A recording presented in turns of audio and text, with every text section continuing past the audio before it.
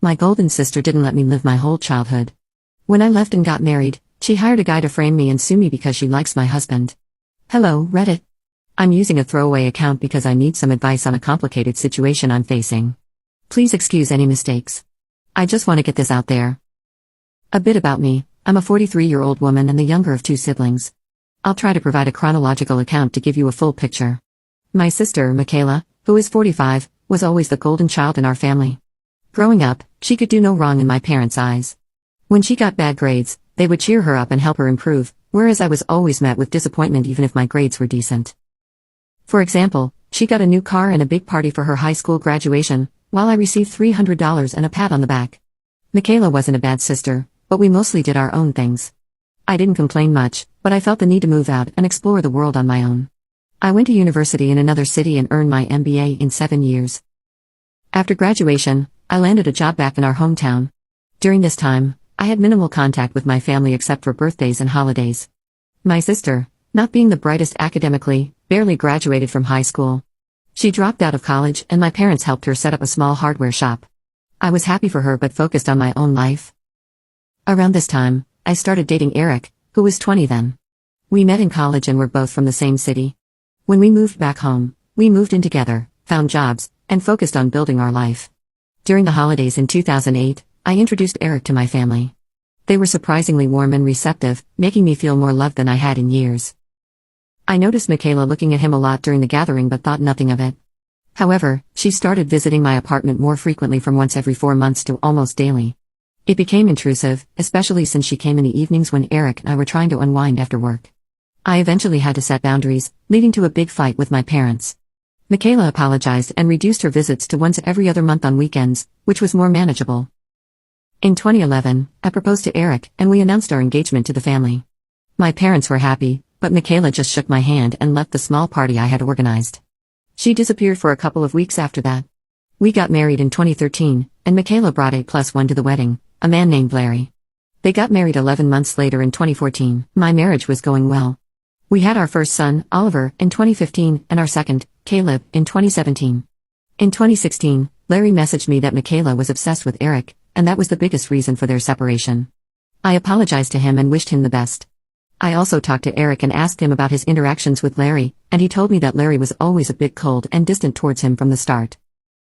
I decided to confront my sister in front of my family and asked her why she was destroying her life because of her obsession with my husband. She was blindsided by that question and denied everything. We had a massive argument that basically ended with me telling my sister that she was no longer welcome in my house. Both my parents and Eric talked to me and convinced me that no matter what, she was still family. So for everyone's sake, I decided to be amicable.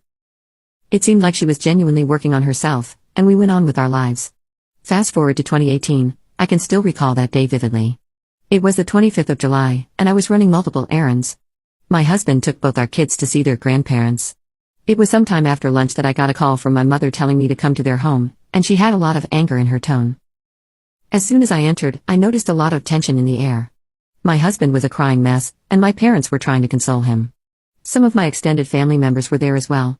I asked what happened, only to be accused of being the one who committed the assault.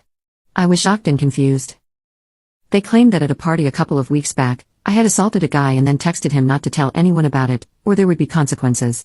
I had known this guy, Adam, for some time.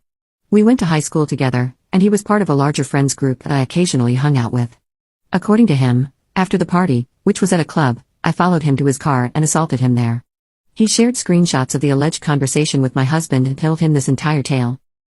My mother slapped me hard, and my parents told me they never wanted to see my face again.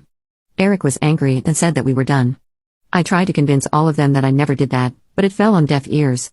I was basically kicked out of their house and told that neither Eric nor the kids would be returning, and my mother would be coming over to take their stuff from my apartment. When my mother came, I begged and pleaded, but she basically packed a couple of bags and told me never to contact them again and that she would personally hand me to the cops if I did. By evening, Michaela had shared the screenshots and all the details to our extended family group on WhatsApp, from which I was unanimously kicked out. The next few days, I even had people from my friend group calling me to say they were disgusted with me and never to contact them again. I was a mess during that time. I couldn't eat, I couldn't sleep, and I couldn't even work properly. My boss also heard the rumors going around, but couldn't do much until he saw some police action against me. He advised me to leave the organization on my own to keep my record intact and said he would ensure that I didn't have to even serve my notice period.